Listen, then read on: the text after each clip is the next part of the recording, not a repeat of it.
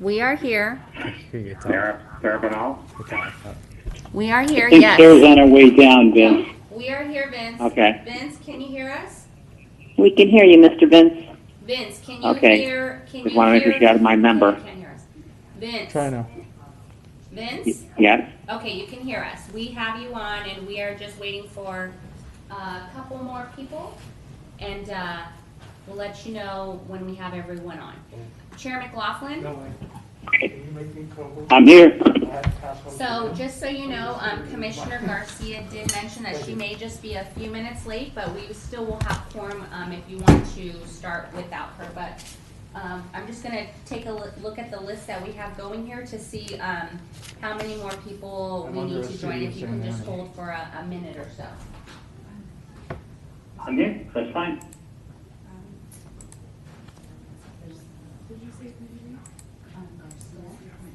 Can you give me my blue and my drink? Thank you. Yeah. One last thing, please. Thank you.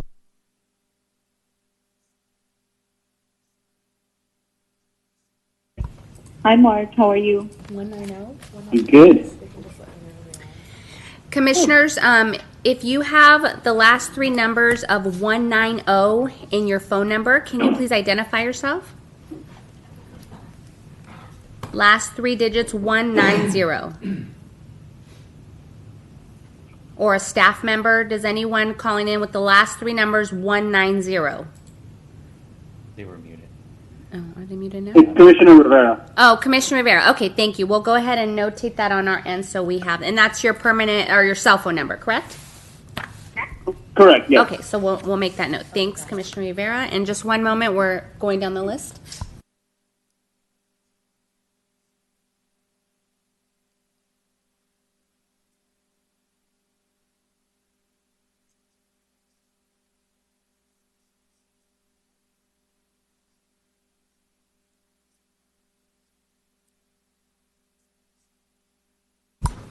Okay, Commissioners, we do have everyone that we are expecting as of now, and like I mentioned, Commissioner Garcia will be just a few minutes late.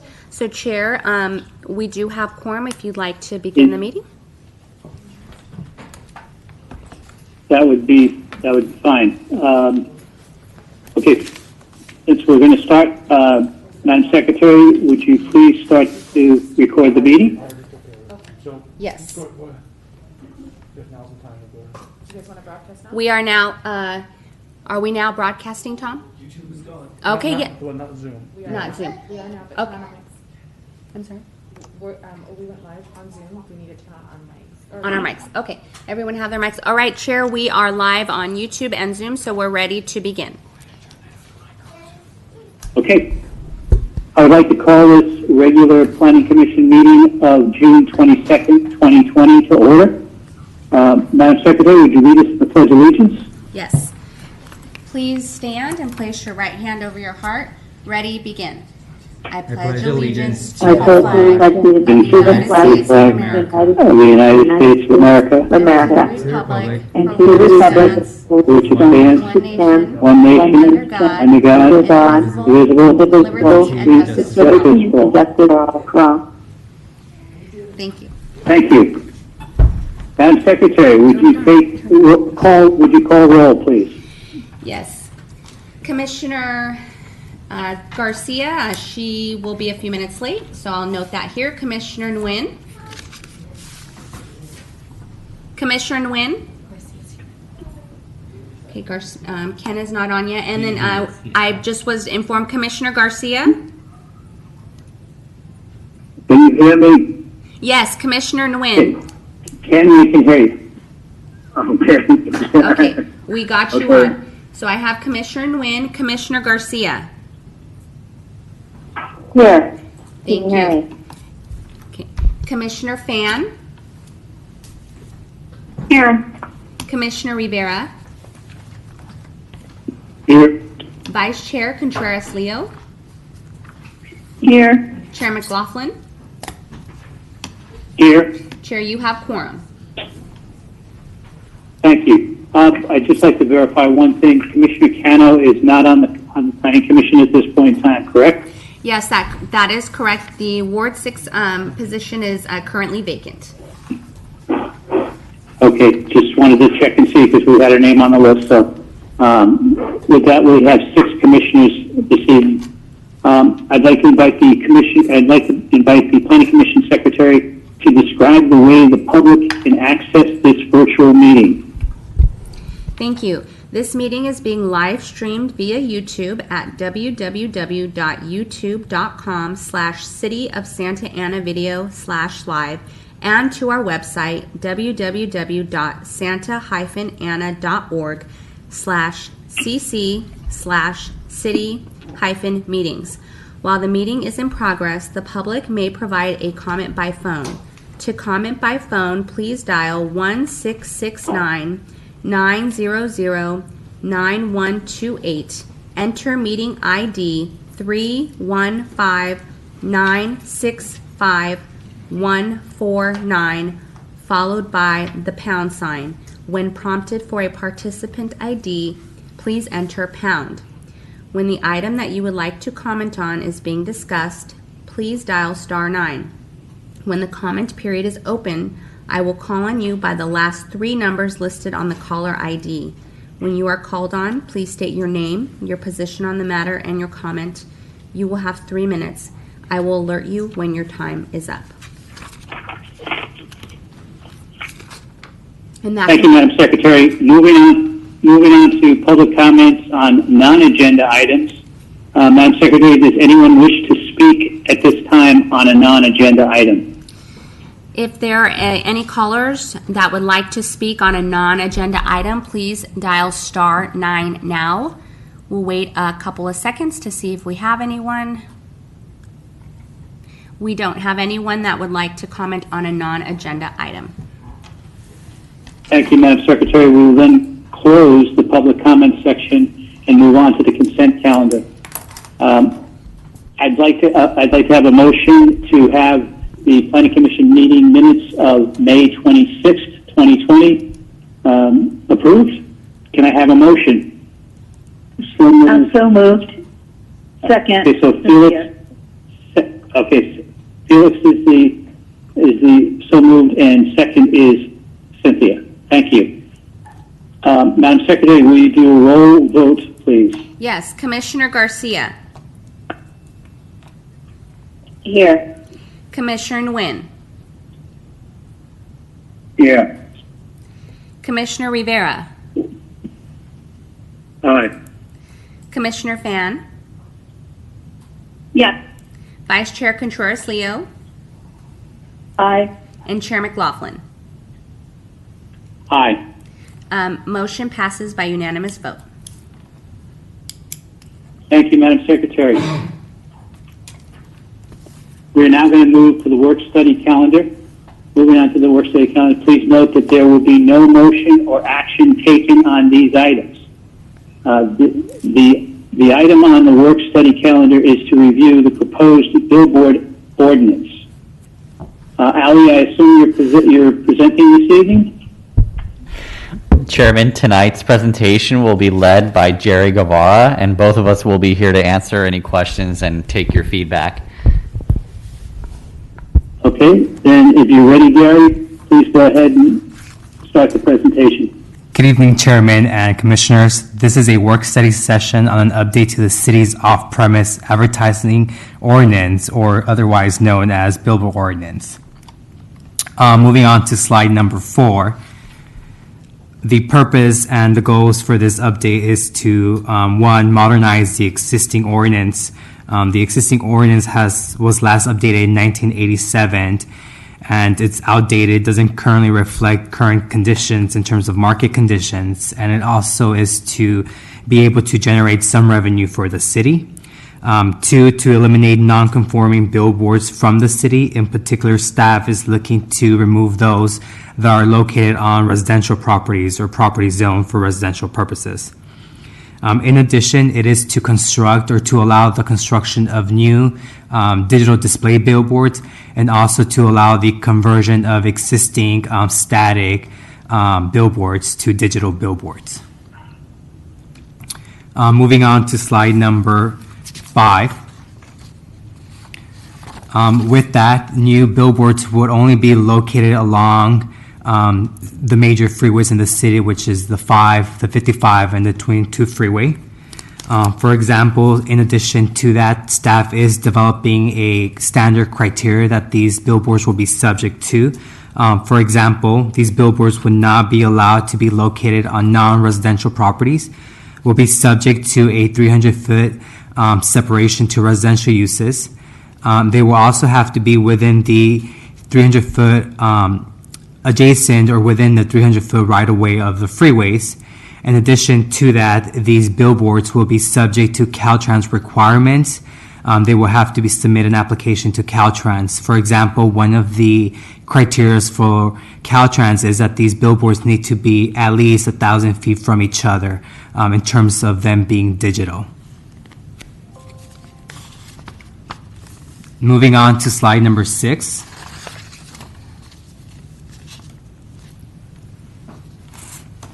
So based on the criteria that I just highlighted, this here is basically an aerial map of the city that kind of highlights 4 major areas, which is being highlighted in yellow, that pretty much display the areas that billboards will be allowed. And these areas are further evaluated and will be presented here as areas 1, 2, 3, and 4, and 5, and 6. Bless you. Moving on to slide number 7. So this is, sorry, skip the slide.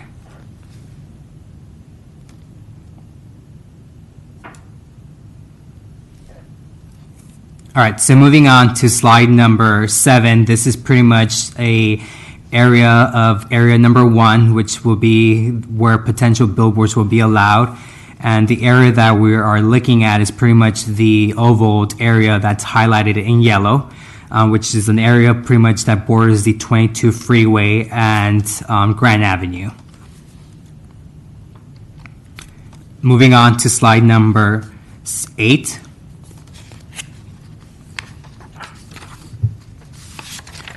This is area 2, which shows again the potential areas where billboards will be allowed.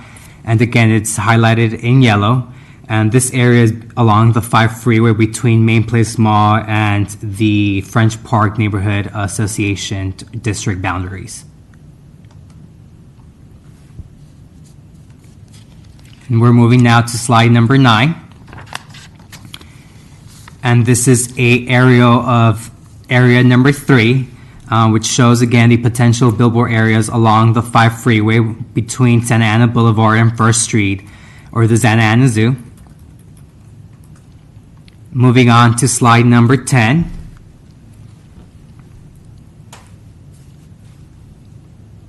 This is area number 4, which shows potential billboard areas along the 55 freeway between Edinger Avenue and Warner Avenue. Moving on to slide number 11. This is area 5, which shows again potential billboard areas that are going to be allowed along the 55 freeway between Alton Avenue and Sunflower Avenue.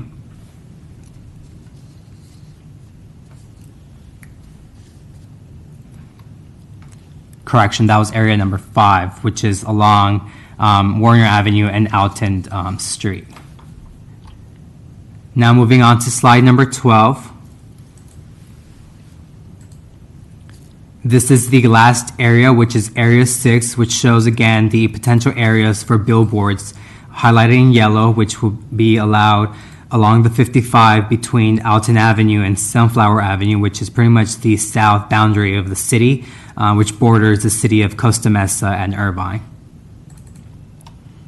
And then we are now moving to slide number 13. So in terms of the reviewing process and permitting process for what is being proposed, we've created this table that highlights the different review process and the body that will be authorized in terms of approving billboards. So for new billboards, again, this is not for conversions. For new billboards, an applicant will have to first submit a development project review application, which is then reviewed by the city's Development Review Committee, which encompasses multiple agencies such as Public Works, Building, Orange County Fire Authority. So that process will be reviewed administratively, and it will be subject to planning manager's approval or the director of planning and building agency. In addition to that, new billboards will also be subject to a operating agreement, which will be authorized and approved by the city manager's office. And lastly, new billboards will also be subject to a conditional use permit, which will require approval of this body or by the city council if appealed. And now moving on to conversion of existing off-premise advertisement. So again, these are existing static billboards that will be allowed to be converted into digital. Those particular billboards will be subject to a different administrative process. Staff is proposing that they also go through the development review project process. In addition, they will also be required to obtain an operating agreement. However, those billboards will not be subject to a conditional use permit. And that is in order to somewhat streamline the review process for those already existing static billboards. And then lastly, the third category is for billboards for static monument signs or pole signs that are currently only advertising on-premise advertisements. On-premise advertisements refers to signs or advertisements for businesses displaying or advertising products that are currently sold on their property. Those particular billboards will be allowed to convert or be allowed to transition or be reconstructed to digital billboards subject to a development project review, operating agreement, and again, they will also be subject to a conditional use permit. And then I'll go ahead and move on to slide number 14, and then if the commission has questions with regards to this, we could go ahead and answer those questions afterwards.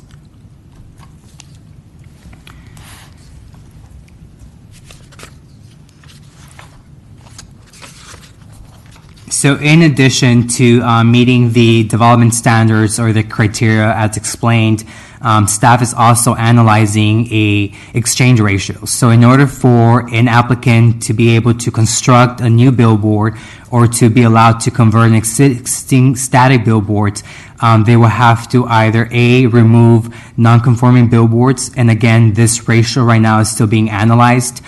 Staff is going back and forth in terms of whether requiring the removal of 6 billboards or requiring a percentage in terms of square footage to be removed.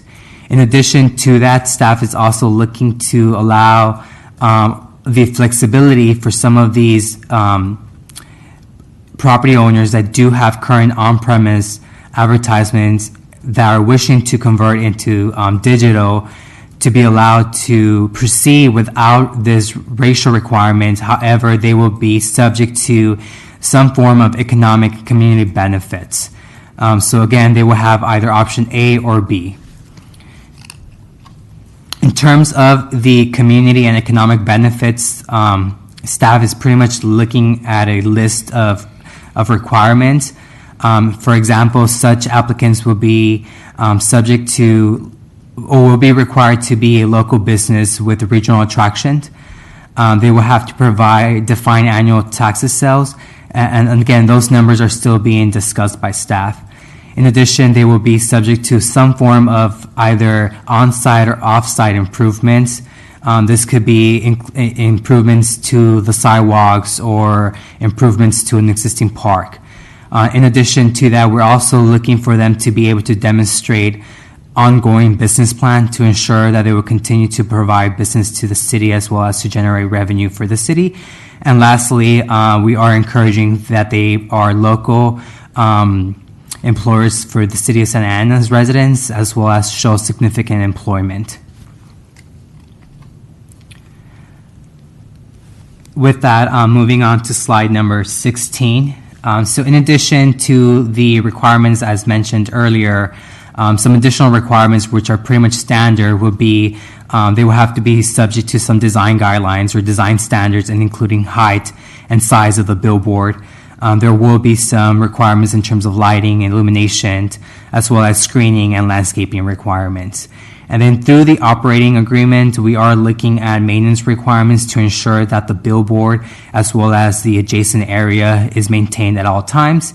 And lastly, we are looking to require some form of public service announcements to be displayed on these billboards.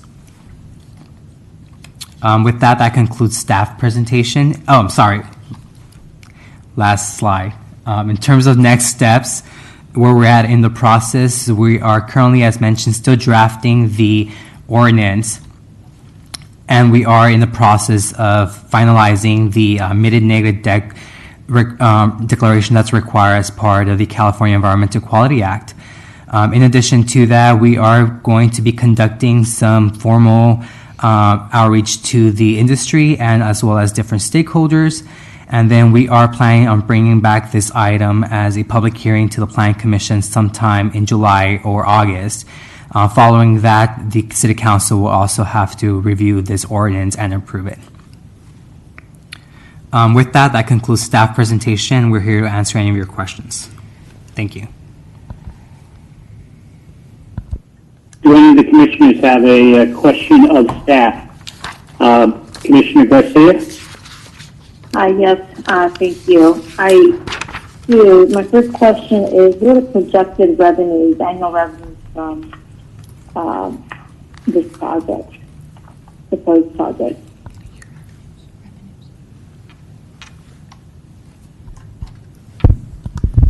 Commissioner Garcia, can you repeat your question? Sorry. Yes, and let me know if you have trouble hearing me. What are the projected annual revenues for this proposed project?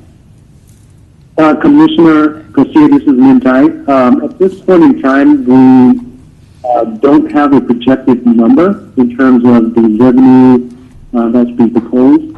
What we are looking at is a structure to where we each billboard at its location, because of particular location and details that we don't have right now, it could generate different revenue at different locations. So we are looking at a structure to where we can tailor through the operating agreement, reviewing the performance of each location and evaluate the ability to participate at that point in time. Okay.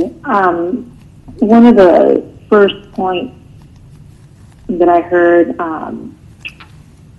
was that one of the goals would be to increase revenue to the city. And so my question is, have we considered, what that range looks like? I just want to have a good sense of what we're really talking about here in terms of revenue, and then I have other questions as well. So We can certainly provide what that more looks like. Yes, we can certainly provide more details once we've formulated some type of structure, and at least give you some estimate for the purpose of just being able to understand the order of magnitude. And we will do that when we bring this back for public hearing at that time. We can do that.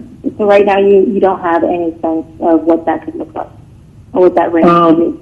Based on my experience, it could range anywhere between, depending on the location, $30,000 to $200,000+ per year to the city. That is a range. Right. So that's per location. And can you define per location for me? Meaning that each billboard, each electronic billboard, because we are proposing billboards to be located along the freeway corridor, and based on Caltrans limitations in terms of the distance requirement, then there will be an absolute limited number of billboards that can be available along those corridors. So when you say per location, you don't mean per quarter, you mean actual billboard. for actual billboard, correct. So just jumping in on that one, if you look at Main Place, and Main Place has 5 billboards. So that would be 5 times whatever your dollar value is, correct? It could potentially be that, correct. And when I say 30 to 2, you're right, it is per single location, each billboard. Okay. Do we have an overlay of, you have slide 6 through, I don't know, I think 13 or 12, with the potential new locations, the corridors. Do we have a map that shows where you have existing billboards right now? Like what that would look like?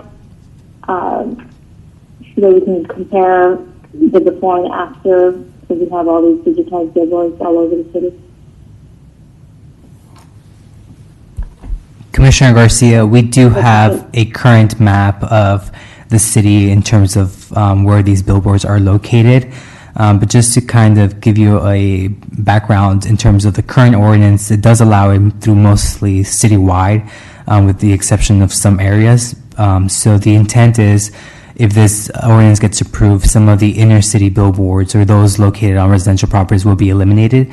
But again, that map we could provide to you as part of the package staff report for the public hearing. And then in terms of That was actually, go ahead. And in terms of the number of billboards that would be allowed along these freeways is still pending. Obviously, they are subject to Caltrans requirements. Right now, I believe we only have about 6 billboards adjacent to these freeways, and the majority of them are static billboards, which are subject to different requirements. So depending whether or not those get converted, then the spacing will be a little bit different. But in terms of the analysis of how many billboards are projected, we could have that analysis provided to you during the public hearing process. And you did also answer my next question, which is what would happen to the citywide billboards, so thank you for that. In terms of the spacing, do you have a sense of what that spacing actually looks like? And I'm sorry, I'm just picturing driving down the 55 and having, you know, a ton of digitized billboards, and I'm not sure how I feel about that look, so getting a picture of that would be helpful. So just going back to the aerials that were provided, the areas that were highlighted in yellow are just somewhat areas that would allow potential billboards. And as I mentioned earlier, we do have an analysis that provides more or less a more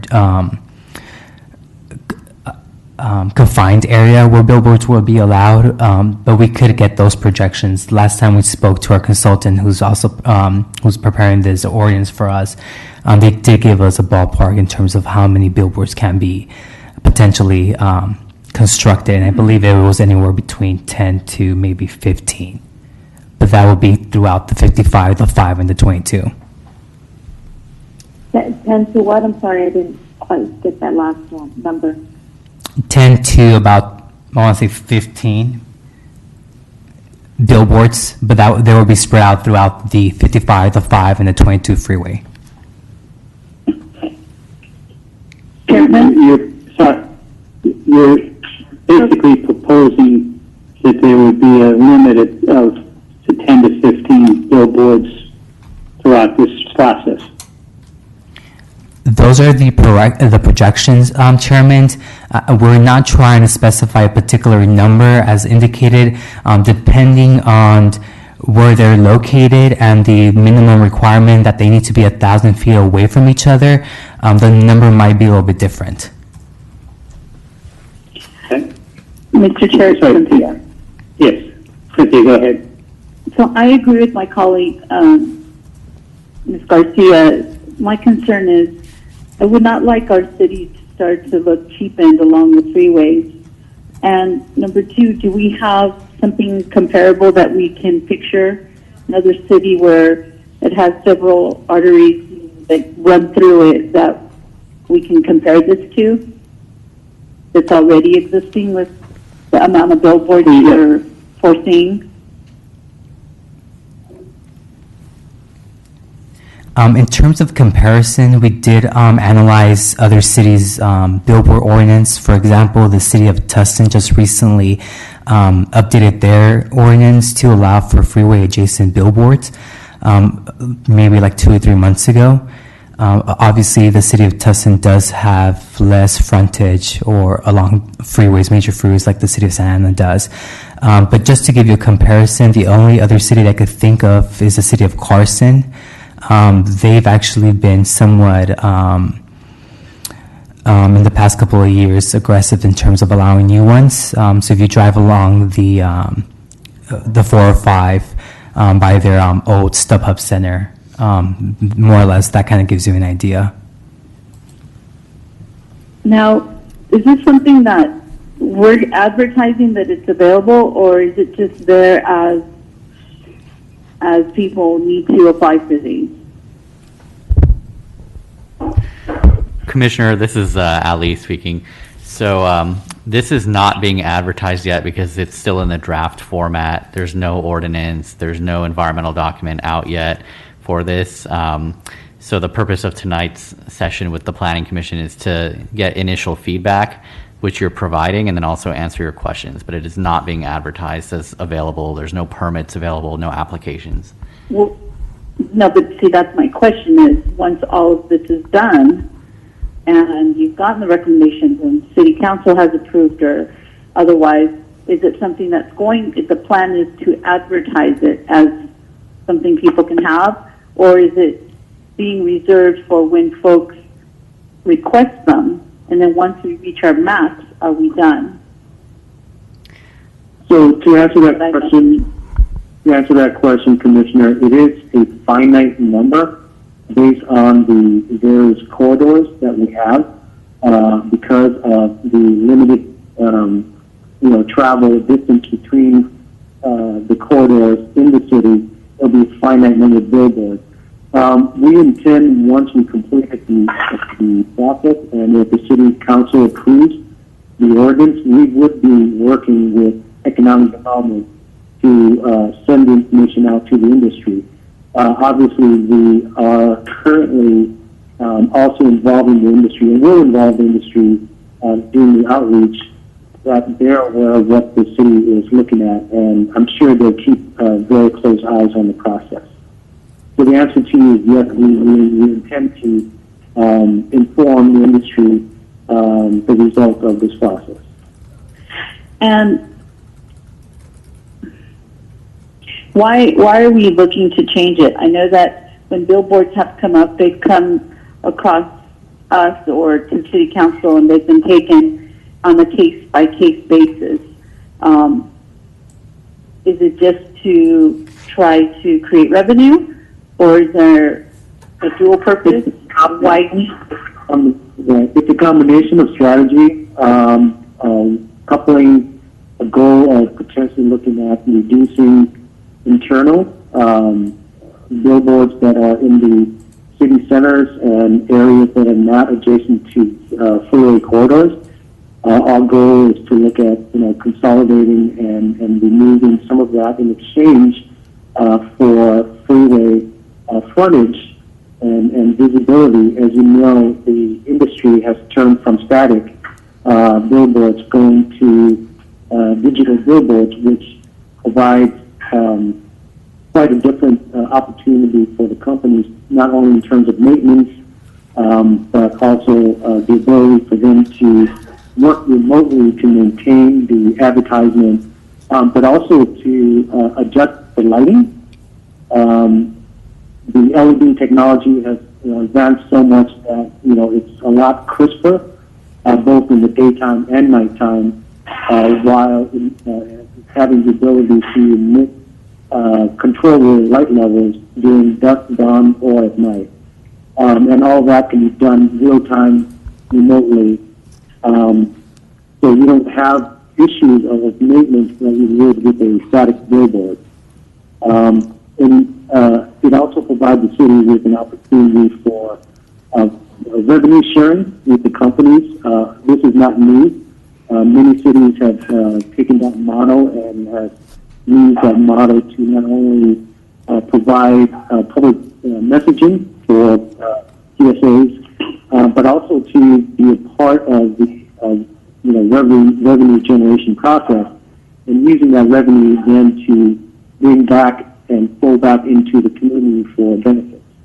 So those are some of the impetus of staff having been worked on this billboard process, I believe, over 2 years now, and it culminated in terms of the research and what we feel we would be able to bring at least back and recommend a positive program to the Planning Commission and City Council for consideration for all cities. And I think Mr. Chairman? I think in the past Yes, go this ahead. has been something that we have probably asked for, and I appreciate the slide, but it gives us no background as to why we're here today. And I think some of us could appreciate then making the decision or visualizing this, because none of that information is here. So that's just the point I'd like to make.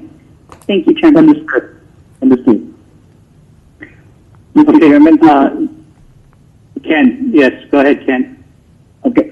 I do like the idea of digital or electronic billboard to be installed in our, along our freeway in our city, because this billboard will be promoting the Santa Ana businesses, as well as also can serve serving as the public service announcement in case of alert or emergency for the city and so on throughout the city system.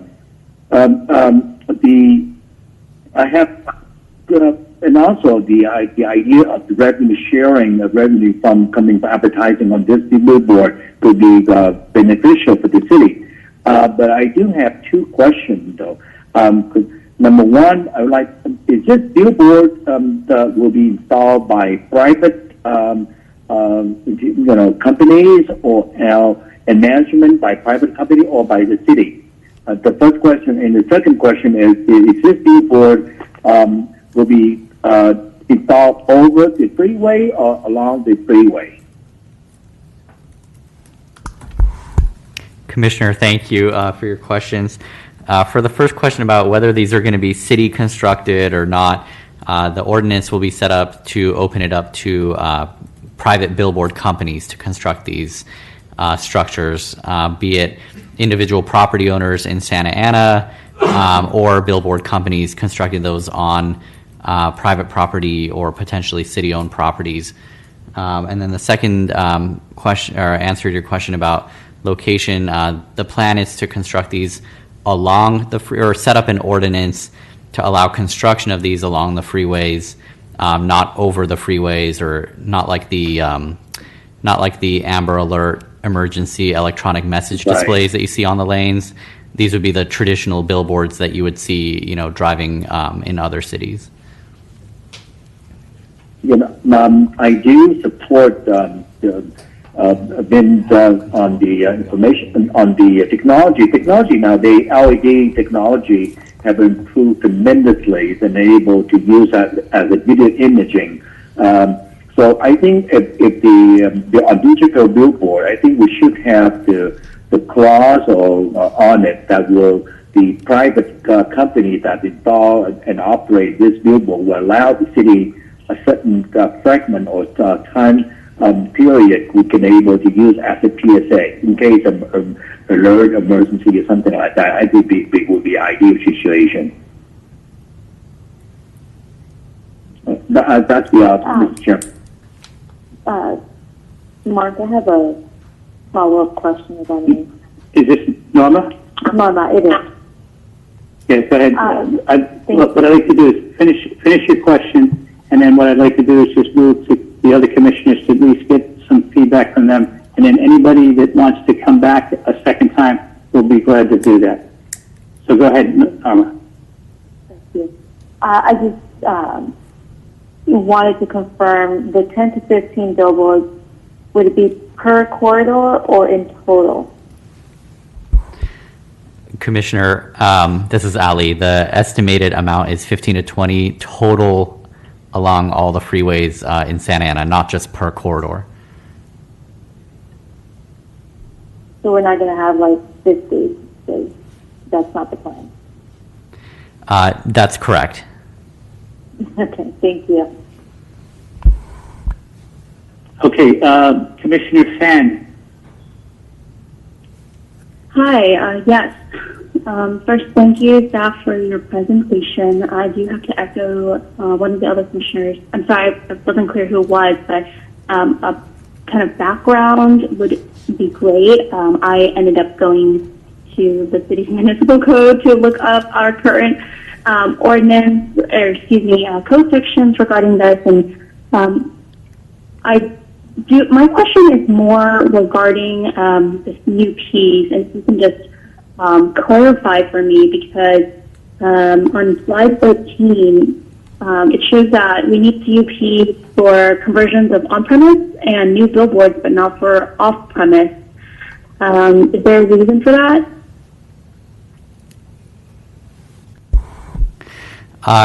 Correct, yes. So thank you, Commissioner. The idea behind the draft ordinance would be to allow reconstruction of the existing static billboards into new structures with digital displays through a ministerial process that would be more efficient, to allow these structures to basically be reconstructed, beautified, and converted to digital technology, subject to code standards that would be codified in the new ordinance. Whereas any new structure would then be evaluated through the CUP process, which would give the opportunity to place conditions on the structures and also ensure that a thorough analysis, of the new location, of the dimensions, the scope, all that of the new structure would be afforded to staff and the Planning Commission. So it's basically a matter of distinguishing between existing structures being reconstructed and refurbished more or less the same size and scale, just with digital technology, versus brand new structures that would warrant a more higher level of scrutiny. So that makes sense to me, but why is it that on-premise conversions also require CUP when the off-premise conversions do not? I'm sorry, go ahead. Oh. So on slide 13, so for new billboards, that makes total sense that we need a CUP. Conversion of off-premise, as you explained, does not require CUP due to the fact that we want to have a ministerial process with a very clearly delineated requirements. And we have conversion of on-premise advertising, and that also requires a CUP.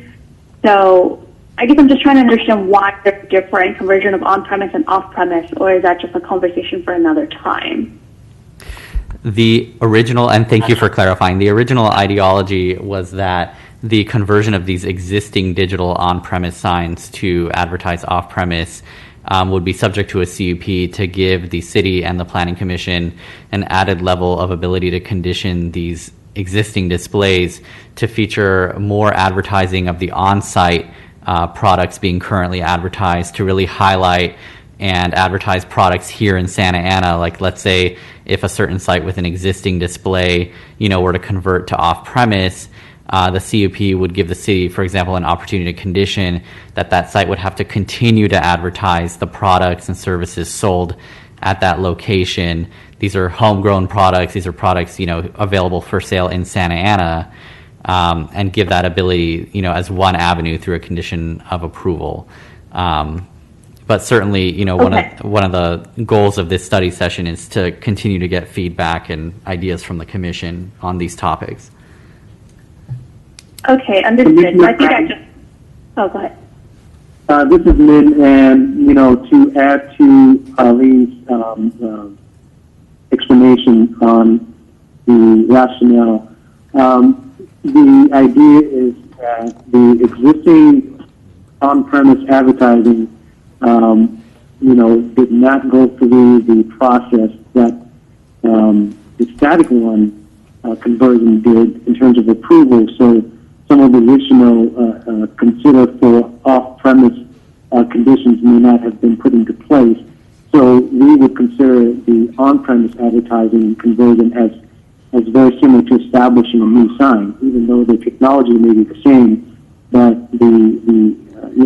it's establishment of the new off-premise sign. Okay, that makes sense. I appreciate that clarification. I think that's all I have for now. And come back to me. Commissioner Rivera. Commissioner Rivera, do you have any questions? No questions, just a comment as far as some of the stuff that Commissioner Contreras was saying. Yeah, it would be good to have some background and some information as far as where this is coming from. But I also agree with updating some of this stuff to get this new technology, so like the digital tech, to be able to put up these billboards with nicer technology or things along those lines. And even considering what we could do about being able to have the city have some type of access to be able to use them for whatever reason. I mean, we kind of never know in what capacity, but some type of access. But yeah, those are my own comments right now. Thank you, Commissioner Rivera. Vice Chair Contreras Leo, any questions? No, I'm good, thank you. Okay. I've got, hang on, guys.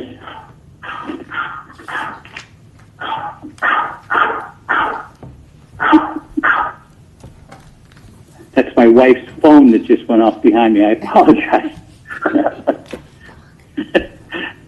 It wasn't your presentation, Allie. Thanks for clarifying. Okay. Yeah. Here it is, Allie. I got 20 questions for you. First of all, for this presentation, I guess moving forward, I think, I was around when this whole billboard discussion started, when we had Tom's Trucks come in wanting to put a billboard in. And then afterwards, after that, we had the Main Place Mall put in their signage. If we're looking at standards and we're looking at the differences between the two installations, where do we think the standard is going to be at this point in time? I mean, we had some pretty simple guidelines with height, width, and everything else. So how is that? Is there a way of getting a draft of what the design guidelines are going to be at this point in time for a project like this? Yes. So as part of the mitigated negative declaration that'll be circulated, the draft ordinance, the main points and all that will be also available for public review, posted to our website, and can be distributed, of course, to the Planning Commission as well.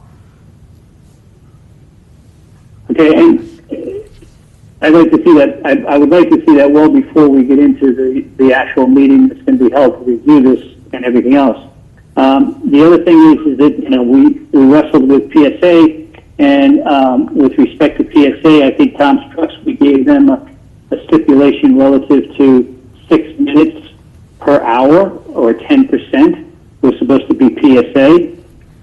What's been introduced in this discussion and has already been shown in the Main Place Mall is that there's off-premise advertising that's being done at Main Place Mall. Tom's Trucks doesn't really do off-premise. They either do their own business model or they do the PSA. So we are going to have off-premise type advertising that will also be on these billboards. So if a site that currently has a digital on-premise sign like Tom's Trucks or Main Place Mall is under the new ordinance allowed to convert to do off-site, then yes, they would, subject to review and approval of a CUP, which is what's currently proposed, they would be allowed to advertise off-site products. But that's if the site is in an eligible area per the new ordinance. Because, one of the issues I've heard that Caltrans has with the Angel Stadium and the Duck Pond is that both of those are doing third-party advertising, and that was not part of their agreement. And so I think that's something, if we're going to do that, I'm assuming that we're going to have agreement from Caltrans on that specific thing being available for off-premise advertising. That's correct. Any permit that the city would entertain at the local level would still have to get Caltrans authorization for offsite advertising. And one of the other things I noted in the presentation, it basically said something around 300 feet from a residential area. You know, quite frankly, I think the city has had a significant amount of feedback from the people who live in Morrison Park and Park Santiago and Fisher Park. I mean, I can look out my backyard and see the billboard sign at Main Place Mall because it's bright and it glows at night. And so, you know, it doesn't necessarily impact our quality of life, but as you get closer to the 5, it does. And that's clearly over 300 feet, maybe even further, just to go across the 5 to get from where the billboard sign is to the neighborhood.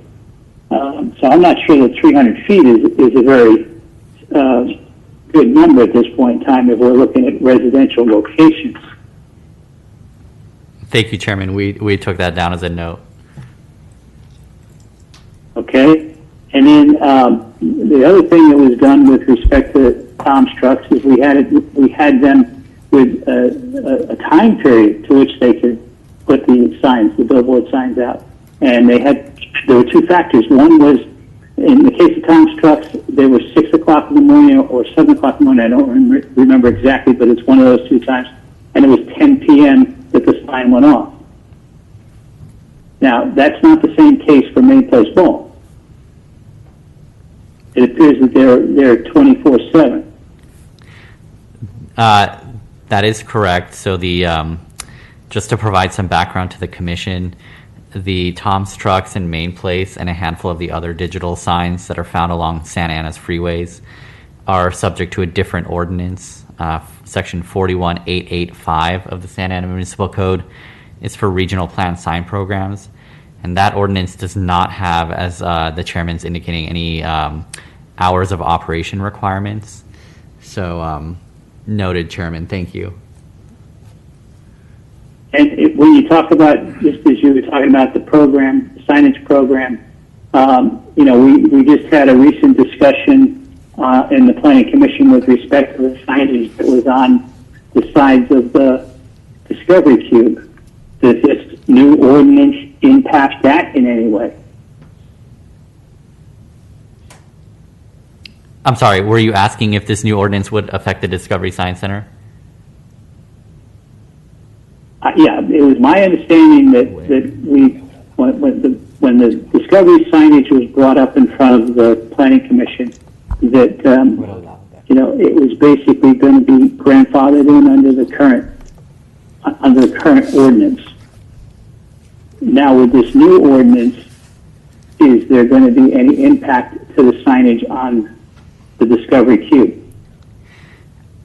No. So to answer your question directly, no, there would be no direct impact unless Discovery Science Center were to apply for a permit that if this ordinance, let's say, were approved, you know, as drafted, let's say, they would have to apply and seek that approval. They would not, under their current regional plan sign program, begin to immediately display off-premise product advertising. They could not, or will not. So they under the let me just clarify it. So if this ordinance were approved and went into effect tomorrow, let's say, a site like the Discovery Science Center would not immediately begin to be able to display off-premise product advertising. They couldn't just put up a bunch of billboards or convert their signs to billboards because they still have to go through an application process with the city. Right, but the other discussion is that because they're sort of like considered themselves to be the county, a county exhibit, a county museum, so they happen to do something that, well, for instance, they recently had signage on there for Starbridge Nursing School.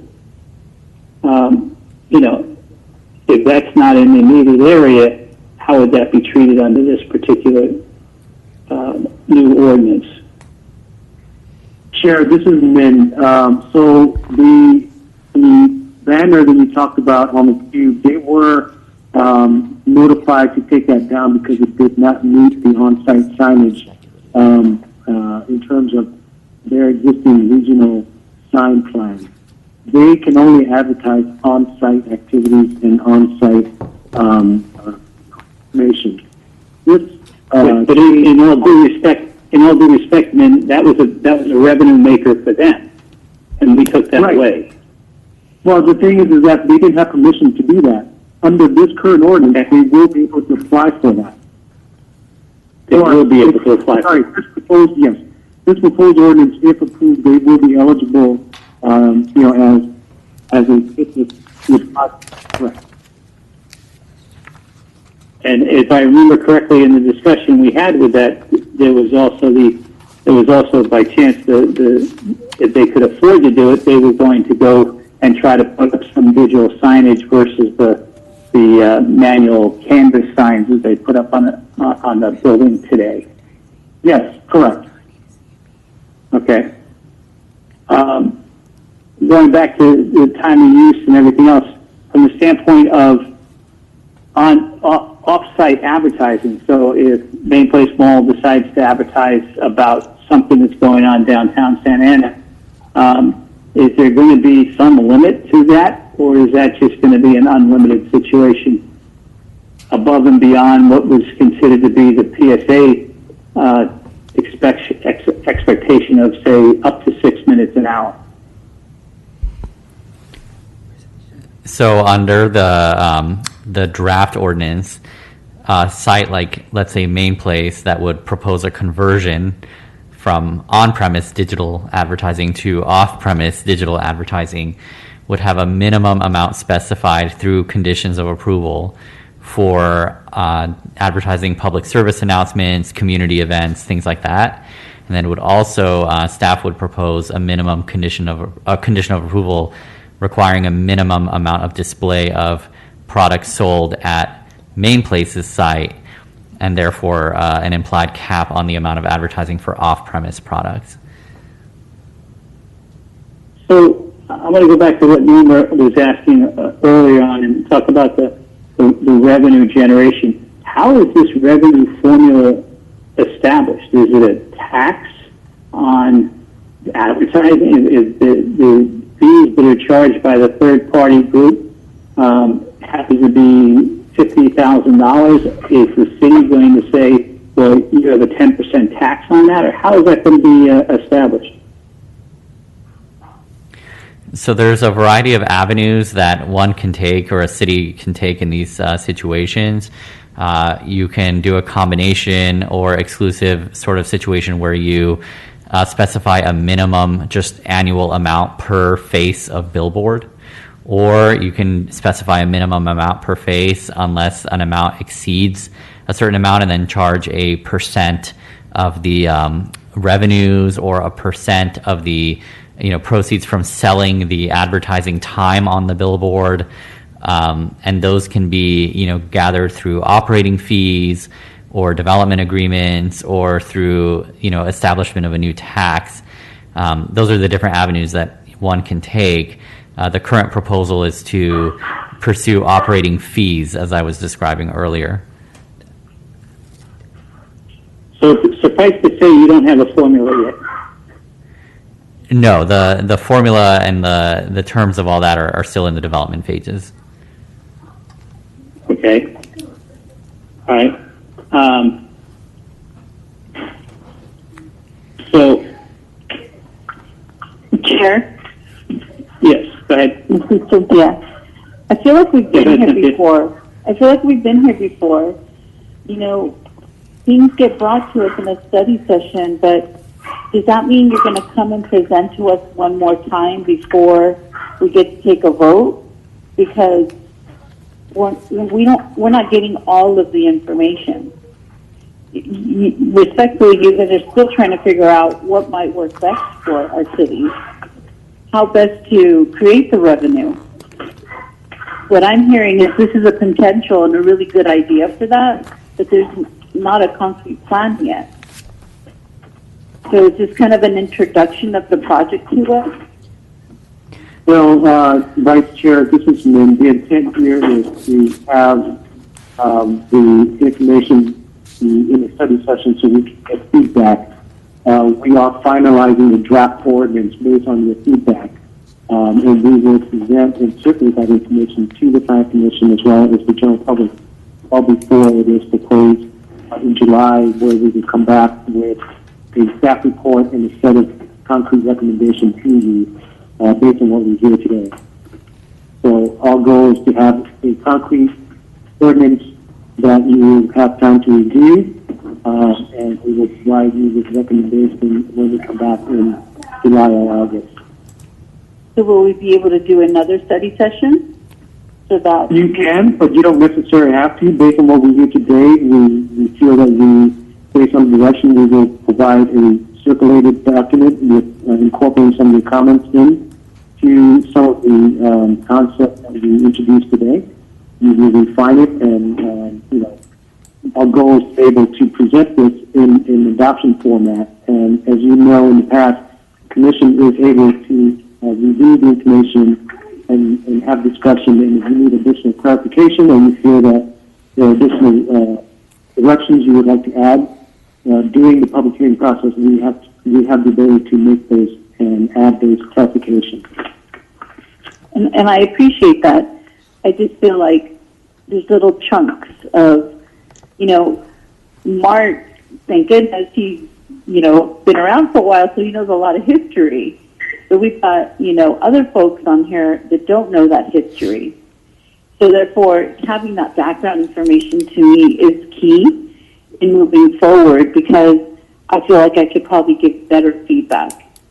So those are just my my thoughts. And moving forward, I think I'd appreciate hearing from the city. These are, like, let's say, the 3 different formats that we're planning on creating revenue, and this is how we'd like to do it. Then I think you'd get more concrete feedback from us instead of hearing, well, these are our possibilities, but we're not sure which ones we like. Understood. And that's just, I just want to be able to do a good job and have enough information and hear enough information and read it to be able to give that feedback. So those are just my thoughts. Thank you. Thank you, Cynthia. And I'm going to go back and then to build on what Cynthia just said. I mean, a couple of things here, just some comparisons. Like, if you go down the 55, or you go up to 55 from Newport Beach to Santa Ana, there's the hotels, the 2 motels on the side of the road by Edinger, and they've got a pretty large sign that says what the hotels are and the stores and everything else. And is that considered to be a static sign at this point in time that could be converted to a LED sign? No, so the conversion is for existing LED or digital sign to a digital billboard.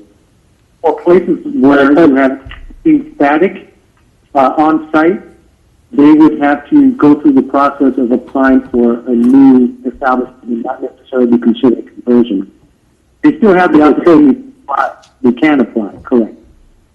They can apply. I mean, when this whole ordinance discussion started 2 to 3 years ago, it was, we had the Tom's Truck signs. We didn't have Main Place Mall. We had the Auto Mall, and we also entertained a signage program that was down at the buildings right there at the intersection of the 405 and the 55, which I don't remember the name of that complex, but it's right there below MacArthur.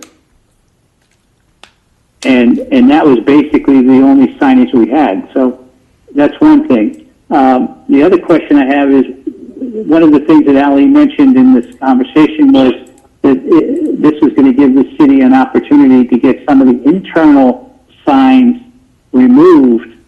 Can you give us an example of what those internal signs, what is one of those internal signs that we're talking about? Thanks, Chairman. So as drafted, the ordinance would essentially require that if an existing company that runs a static billboard along the freeway wants to convert or reconstruct that structure into a digital sign, then they would be required to remove inner city billboards along our arterials and secondary roadways. So, for example, I believe there's a very large double-sided billboard, for example, at the intersection of Fairview and Edinger. That would be a typical sort of inner city billboard that a billboard company could identify for their application to the city to say, well, I propose removing this plus XYZ other locations in exchange for converting and reconstructing this billboard along the 55 to digital technology. And that would satisfy one of the purposes of this endeavor in updating the ordinance to remove these billboards from the center of Santa Ana and shift them toward the freeways.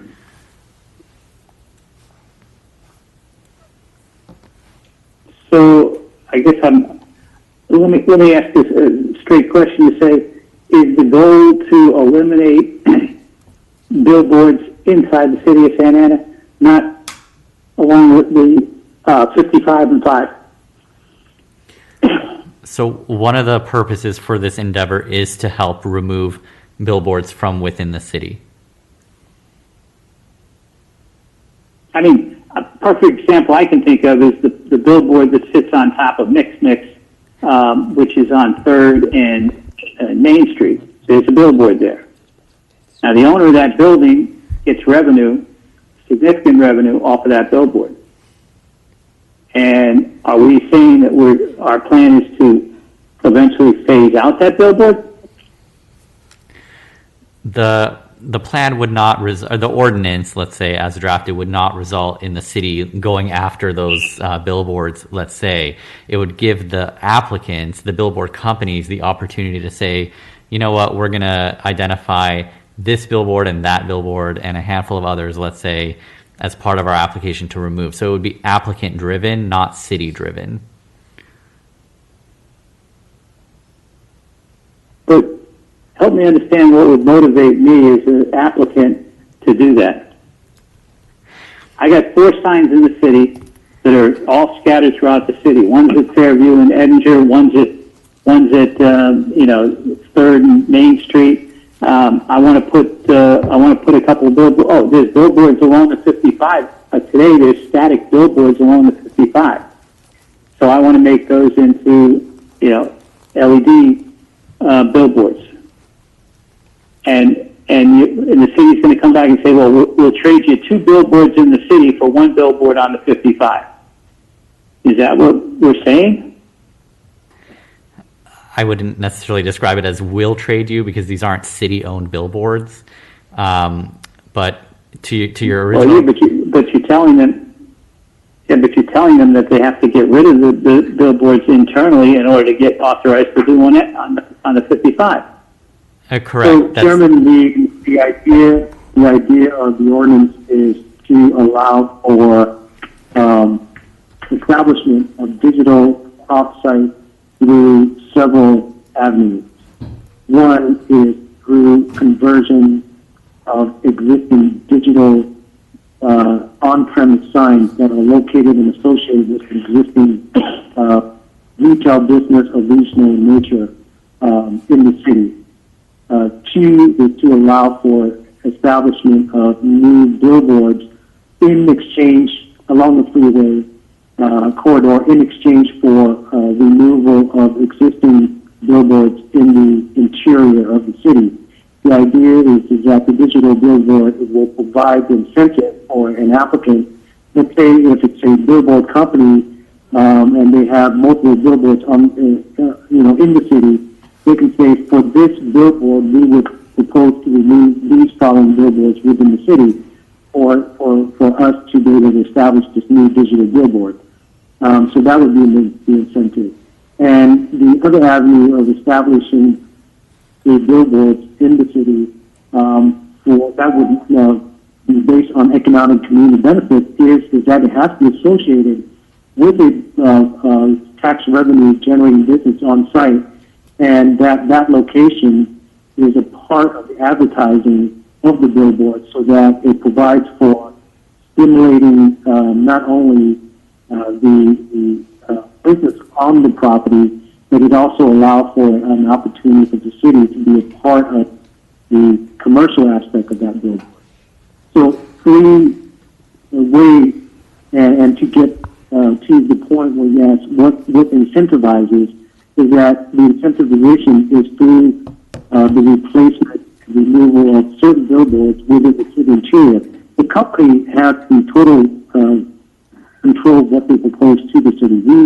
We're not, by this ordinance, telling them, oh, you need to remove this billboard, that billboard, and then consider it. So this is a applicant-based process for private off-site. Does that help? Not really. I mean, to be honest, it doesn't help me at all because, what I'm looking at is just practical side of it. I got a billboard that's, again, Third and Main. I'm going to use it. It's Coors billboard. Okay. For me as an owner of that billboard, all I have to do is spend maybe $5,000 to put in just take a big piece of vinyl and put it on top of that billboard. $5,000, maybe. I think that's a lot more money than it really is. Versus, I want to install a digital billboard on the 55. I think Tom's Trucks, spent close to $1 million on their digital billboard. And I think that Main Place Mall, spent about $1.5 million or $2 million on that. Tom's Trucks is managed by Tom's Trucks. Main Place Mall is managed by a third party. So I don't see how there's an incentive to a billboard company to take down the billboard internally when they want to put a billboard in lieu of putting a billboard on the 55. Can I Yeah, go ahead. ask a follow-up question, Mark? Sorry, this is Mama. Is it Norma? Yeah, okay, yeah. Norma, jump in. Thanks. Sorry. How many inner city billboards do we have currently? Thank you. Commissioner Garcia, there are over 100 static billboards along the city's roadways. And of those 100, how many are owned by the same? I mean, how many are owned by the same billboard company? Do you have a sense of whether they're all owned by three, billboard companies, or is there a larger number of owners? Our inventory shows that about 4 or 5 different companies own the majority of those billboards. And okay, so and this is, I think, goes back to my question as to how many billboards are we really going to see along these corridors? Because I think I understand when you say at most you're going to have 10 to 15 new digital billboards under the proposed ordinance. But the static billboards will remain, right? So there isn't necessarily a sense that those would be converted into these digital billboards. Is that accurate? That is accurate. The draft ordinance would not allow the inner city billboards to convert to digital. No, I'm talking about the static billboards currently along the freeways, the same corridors. So those, because, and I guess I'll just step back and say, we're talking about 100 inner city billboards, and you're only going to put up 10 to 15 new digital billboards along the identified corridors. We're really talking about you're going to make a small dent, nonetheless, but a small dent in the existing inventory of inner city billboards. Correct? I would say that it's up to the city to draft and adopt an ordinance and specify the number that would have to be taken down or removed in exchange for the ability to put up or convert one along the freeway to digital. So whether that number is, let's say, 2 to 1, then you're correct. The majority would remain in the city. If the number ends up being, let's say, like 8 to 1, then you would see a significant, removal of these inner city billboards. And the sense behind that is that it is obviously the thought would be that it's going to be more lucrative for these billboard companies to be along the freeway corridor with a greater audience than if they stay within the city limits, which makes sense. Right? That's the thinking behind that. And correct. The value of a two-sided digital billboard along a freeway like the 55 or the 5, which has like an average daily traffic of 400,000 vehicles, is much higher than the value and the advertising revenue that an inner city billboard generates. So that's part of the force behind it. So then I think there's two follow-ups that I would, appreciate some feedback on, because I think, Ali, your point to say, if the ordinance is drafted so that it's, 8 to 1, I think that makes sense, because the goal is really to diminish the numbers in the city billboards, which makes sense. And so I would, recommend that we really look at maximizing those numbers. But the flip side of that is if a billboard company is in the business of billboards and they can afford to just apply for a digitized new one along the freeway, then why wouldn't they do that in addition to the economic benefits that are being requested and not touch the billboards within the city, which I think was Mark's point. What other kind of incentive are we looking to provide that they're saying, no, we prefer to give up and can we do that? We prefer to give up the inner city billboards for the freeway digitized billboards. What in this conversation would be helpful to understand what the city can do to motivate that instead of the economic benefits? Or do we want the economic benefits in the other? What is the ultimate goal? And I think that's a... So, Go ahead, Min. So I think you discussed a couple of points that is looking at the goal of this process is to really incentivize the billboard companies to consider removing some of the existing billboards in the city. The conversion that you have are very limited in terms of situations. Either you convert an existing billboard that's already existing today,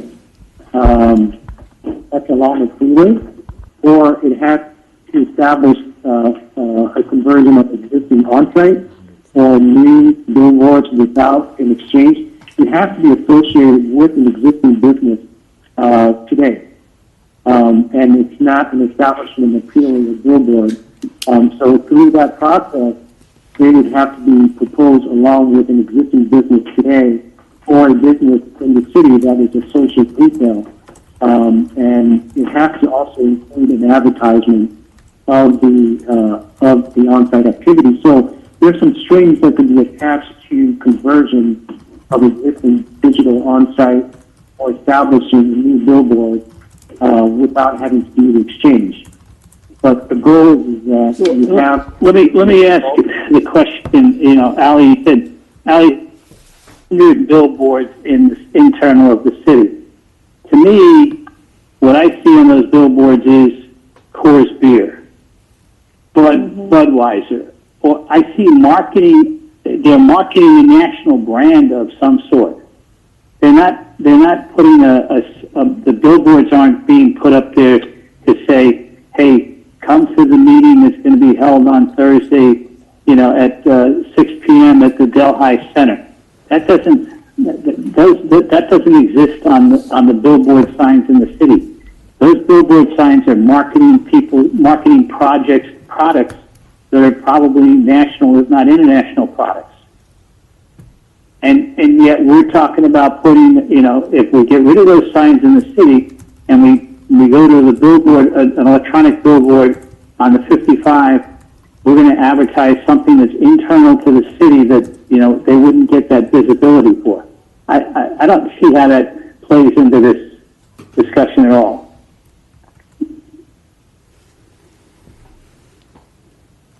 Crickets. I'm trying to process your question, because the information, what we're asking for through the operating agreement is to have the city public messaging be a part of that advertising when, based on what we would agree to in operating agreement, such as a portion of time or at the city's request. And that would be the public messaging that can be displayed on the sign.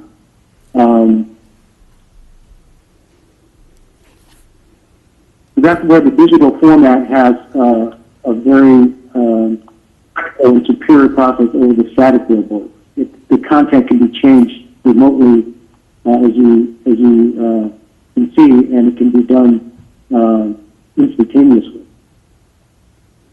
Well, yeah, but I mean, I could, a stretch of the imagination is something of that nature already exists in a static mode along the 55.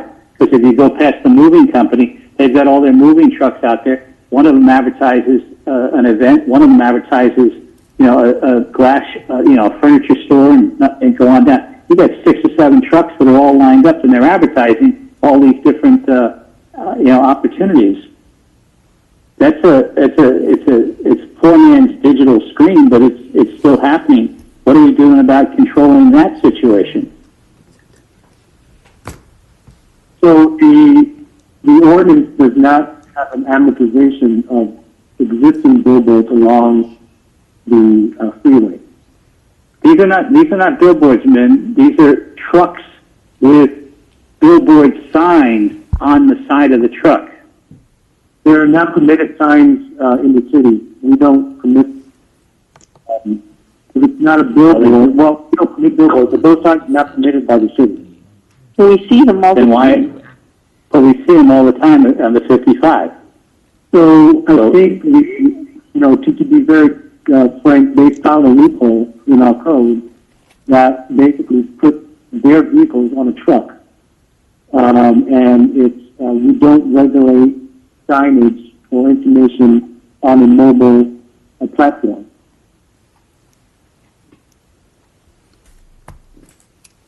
If that is the my understanding of how they were able to do that without violating the city's sign ordinance. Well, Yes, there we- was a matter with the Caltrans on that as well, and they're supposed to only have 2 now. That was their settlement with Caltrans, and so if they're not abiding by that, we can certainly get in touch with Caltrans. Okay, so Caltrans is the one that's in control of that? On the Not the freeway, city of on the Santa Ana. freeway front, for the freeway frontage, they had a regulation regarding those Got it. stationary vehicle signs. Yes, Got it. Thank So you. it's a freeway. Yeah, thanks. yes, yes. Okay. All right. Are we trying to Sharon? close that loophole? Yes, go ahead. Oh, well, first, Norma? maybe you can answer that question first. This is Ty, but maybe answer your question Hi. first. That's okay. Go, Ty.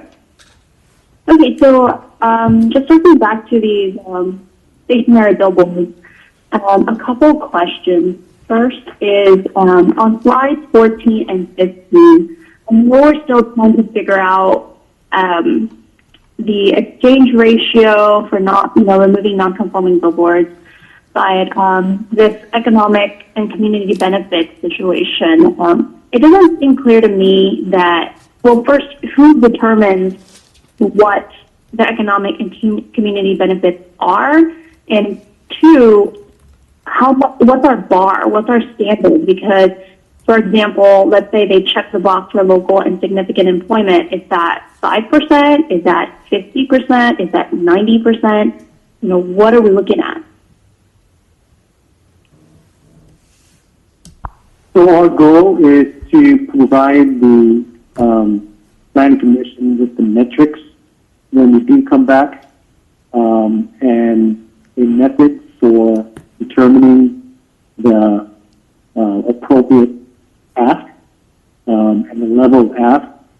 The goal of tonight's introduction to you is to be able to get the commission's feedback as to are we heading in the right direction so that we can finalize the formula. The intent is that through the operating agreement, we will be able to implement these asks as part of a guidance and a set of guidelines that we will adopt via resolution, so that the ordinance sets the enabling authority to establish these asks and requiring the operating agreement. And through the operating agreement, we're able to have flexibility based on guidance adopted through the resolution with metrics for determining what is the right exchange rate. The exchange rate gets, it could be based on square footage, as Ali mentioned, or it could be based on the location of the billboard and the number of the billboards. So those are the things that we're continuing to refine. But the goal is to be able to have those criteria be put into place and get the planning commission's recommendation on those. Okay. My other question is regarding, I guess it kind of goes to what the chair and vice chair mentioned regarding some of these billboards advertising, say, Coca-Cola. Right? The question is always, okay, if a liquor store sells Coca-Cola, is that, say, on-site or off-site? Or if Coca-Cola doesn't have headquarters at the mall, is that on-site or off-site, but they have a vending machine? And I would like to see us have some standards regarding what is specifically considered on-site and have some measures that, vendors can tick off, because it's easy to find loopholes around what is and is not considered on-site. We're really specifically trying to ensure that Santa Ana businesses are getting this benefit, that, we have that squared away when we bring back the ordinance and the metrics. My other concern, and I hate to be negative Nancy here, but when you do bring back the staff report for the ordinance, I would like to see some evidence, or maybe this happened last time, of, evidence and research regarding the safety of these billboards. Obviously, we know the 5 is incredibly trafficky and congested. I do understand that it's really important to try to bring in economic development in the city, but I recall the Citadel, the outlet on the fly, kind of near Commerce, when they put in their digital billboards, and it's quite incredible how distracting those can be, because you're essentially watching TV as you're driving. And I find that it's actually a little bit more dangerous when you're in kind of tight traffic, because you have to pay attention to stopping more. That's where you get all the, fender vendors. And so I'd like to see some evidence that, it's not going to increase, driver distraction and kind of car accidents on these freeways, because especially if they're, these billboards are closer to on-ramps or off-ramps, that's going to be closer to communities, even if it's 300 feet away. But I just want to make sure that we look into that issue. Thank you. All right. Norma, do you have any other questions of staff? I do. Thank you, Mark. Is there, have you guys looked into or considered spoken to a consultant about whether or not the 4 to 5 billboard companies that are already established in the inner parts of the city have either in the past in other cities made this kind of exchange for a digitized freeway billboard, or whether or not this is something that would be welcome. I mean, I ask because I really question whether it's something these billboard companies would be willing to do, and I just don't know. And So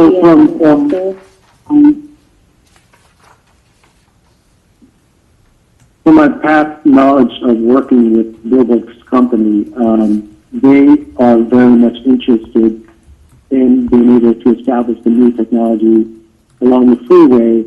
I think the ratio of where the ratio makes sense really depends on the revenue that they, achieve with static billboards in the inner city and what they can achieve with corridor.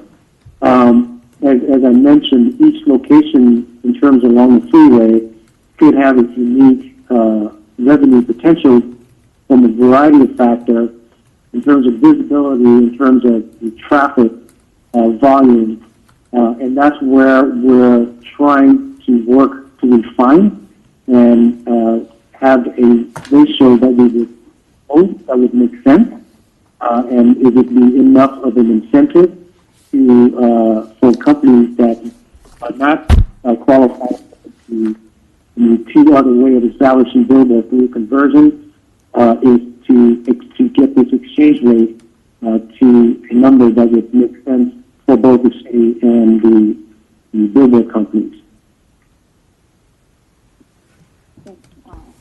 I would just add that I think it's going to be really important to ensure when you come back to this commission that you've really considered this and that you have identified, or that there is a way to prioritize the companies who are willing to give up, billboards in the city over just new billboards, new digitized billboards.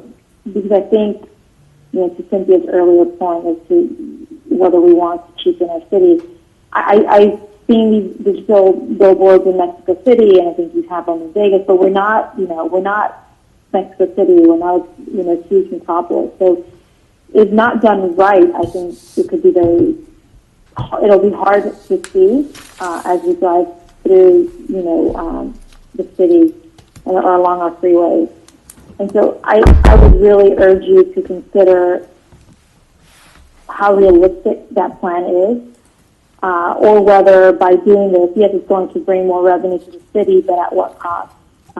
Creating an eyesore. Are we just going to have the existing, static billboards plus the trailers with the side, free billboards, so to speak, and these digital billboards? I think that's going to be really important. I would like to see an analysis of what the conversion realistically would look like. Looking at the revenues, I think, looking at your highest number of, I think it's like about $3 million, I think it's positive. But there's a balance to that, and I would urge you to consider these issues when you present to us next. I would also add that I completely agree with Mark on the 300 feet on the residential areas. I think it's nothing really. To the extent you can increase that along, neighborhoods, I think that's ideal. And trying to keep our communities, I think, happy with the development within the city. And I think that is all for now. I had a lot of questions, so thank you for entertaining all of them. Thank you, Norma. Anybody else have any other questions? Hearing none, I'm gonna bring up a couple. One of the things that I think I might suggest is that if we're going to do this, it might be helpful to reach out to, and again, I'm going to go to Marcy Park and Park Santiago and some of the other parks that are around the 55 in that area, the 5 and the 5 and 22, with regards to main place malls signage, because there was a lot of feedback and a lot of issues that were brought up after the fact. And one of the things that we did have as a problem when we went out and we were reviewing the whole process with the main place mall, none of the neighborhoods were really contacted because they were beyond 1,000 feet. So I think we really have to make sure we reach out to the communities that are close to some of these signs today and get some feedback on this. Also, somebody mentioned a map of the signs, and I think, I would say that, in a very gross situation, Allie and Jerry have, circled an area that potentially could be subject to having a electronic billboard. I think it would be good to see what do we have as existing billboards today, and then if there's any way of taking that circle and kind of breaking it down to say, within this circle, the following areas would likely or potentially could be used for signage, and there's going to be areas within that circle that just it'll never happen. Can we break that down a little bit to get a little more granular detail so we understand, if you show us that there's 16 different areas that they could put up signs, then that's potentially potentially going to be above and beyond what we just talked about as far as the number of signs that are going to be that we can do. Does that make sense? Chairman, absolutely. And the draft mitigated negative declaration that's been drafted for this endeavor actually does specifically show properties that would be potentially affected by the ordinance in terms of allowing conversions or construction of new facilities. So when we continue to engage the commission and notify the commission of the availability of the MND and its posting online with the draft ordinance, those graphics, those illustrations will be available as well. When do you think that's going to be available? Soon. We are aiming to wrap up the we are aiming to wrap up the edits to the mitigated negative declaration in the next few weeks and get it online. So are we talking about the first week of July? Are we talking about the second week of July? I mean, What you have here is that you'll get the ordinance draft in draft form at least 20 days before the meeting.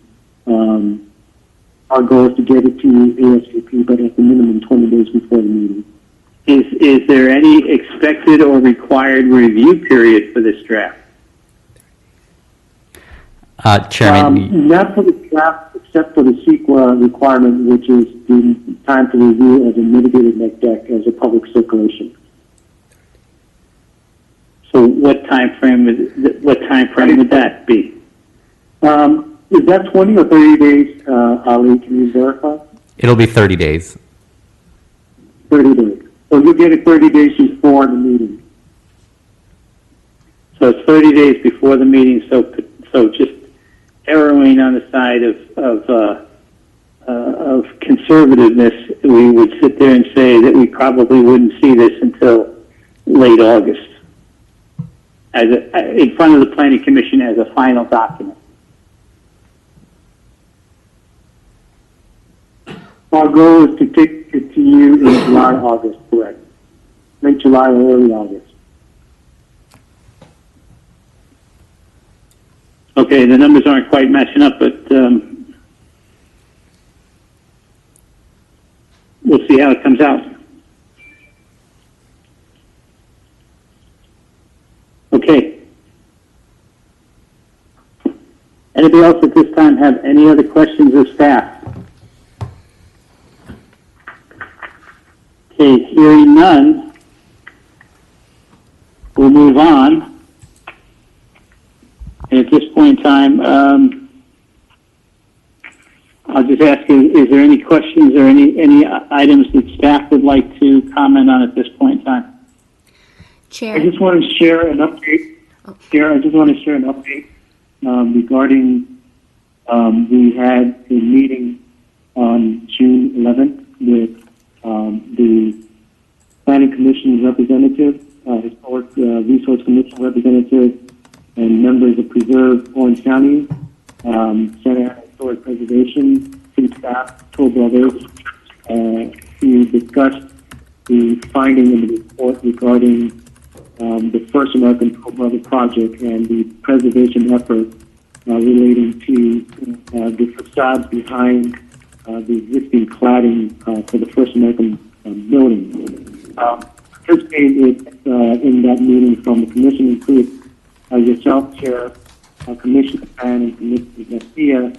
The purpose of that meeting is to, number one, review the status of the report, that whether or not the facade can be preserved, and unequivocally it was determined that based on what we saw, what's in the report, it's agreed that preservation is something that will need to be incorporated into that project.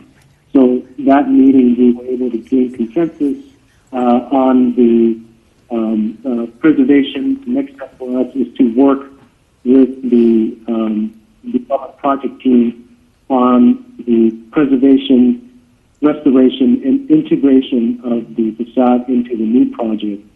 As part of that, they will be required to address restoration and integration, as well as what is going to need to be done during the demolition process to ensure that the facade will be protected, and we will provide the commission as well as the stakeholders that potentially have meeting with an update prior to issuing a demolition permit to project development team. So that information will be provided, and I thank you for your participation in that. Thank you, Min. Appreciate that. It was a very good session, and it showed that everybody could, if they work collaboratively, we can come up with solutions to things of that nature. And it was well managed as far as the meeting goes. Any other staff comments at this point? Chair McLaughlin. Okay. Chair McLaughlin. Yes. If we could just, as a process, can we just ask if there is anyone that would like to comment on the work study session, please?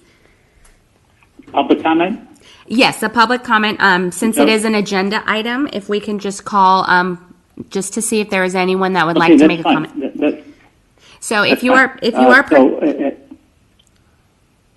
okay, so at this point in time, if anybody would like to make a public comment with respect to our work study for this evening, please call in.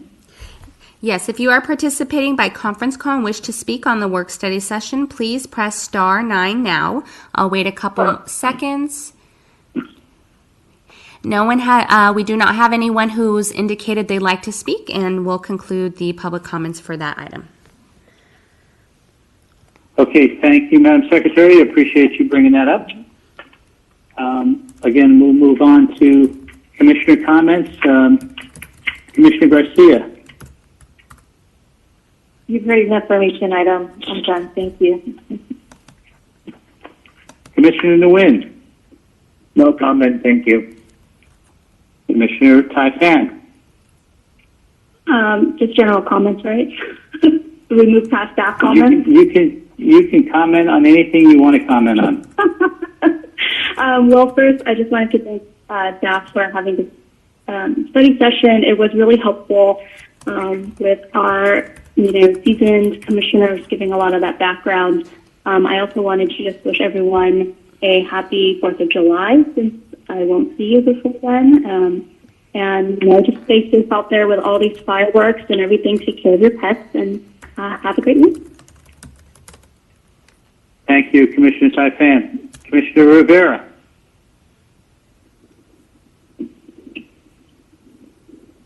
Sorry, no comments. No comments. Okay, thank you. Commissioner Vice Chair Contreras-Leo. I just want to thank staff for their time and hope that everyone who is a dad had a great Father's Day. Thank you, Commissioner Cynthia. Okay, well, other than the fact that I was called seasoned, which I think is a similar term for old, from Ty, I'll take that as a compliment. Don't worry about it. Don't worry about it. You're classic, Mark. You're classic. There you go, classic. All right, that's good. I appreciate that. And classics have a lot of value, Mark. Yes, it does. There you go. There you go. I'd just like to thank staff for putting this together. I know this has been something that's been on the table for several years now. I'm not sure, how much. I'm not sure the outcome of this at this point in time. I'd like to. That's why the economics of the questions that I think Commissioner Garcia and others were asking about the economics it needs to be understood. Reiterating what has also been said, we have 4th of July coming up, and I hope everybody has a safe 4th of July. And our next meeting will be held on the 13th. The 12th or the 13th of July? 13th. 13th of July. I do have one question. my understanding is the council has gone back to council chambers. There's no public in there, but they've gone back to council chambers. Are we considering to do the same thing for the July 13th meeting, or are we going to continue to do it as a Zoom virtual off-site meeting? Chair, that is, I'm working that through with the city clerk's office. Our goal is to evaluate how the city council and follow the city council's protocol. But after we have had a chance to kind of work through the kinks of that process, so for the time being, we're recommending that we stay in the Zoom meeting format until the council has been able to fully reintegrate with that process. And that may be in August sometimes or September. And I understand the intent is to not necessarily have the public be, at least in the first place, be inside the council chambers, but rather only allow people to come in and speak when they want to speak on an item or make public comments. So we will continue to evaluate that. Obviously, the council has a significant more number of people that participate, and our goal is to be able to take experience away from that before we move away from this process. Okay, I just know that they've had several meetings already under the format of having the council in the council chambers and no one else per se other than staff. So I'm just trying to figure out what our expectations are. So you're looking at something that's August and September, which would be right around the same time we'll be reviewing this ordinance again. Potentially, yes. Okay. All right. Having said that, I'll call meeting is adjourned, and I appreciate everybody's participation, and thank you, and have a safe evening.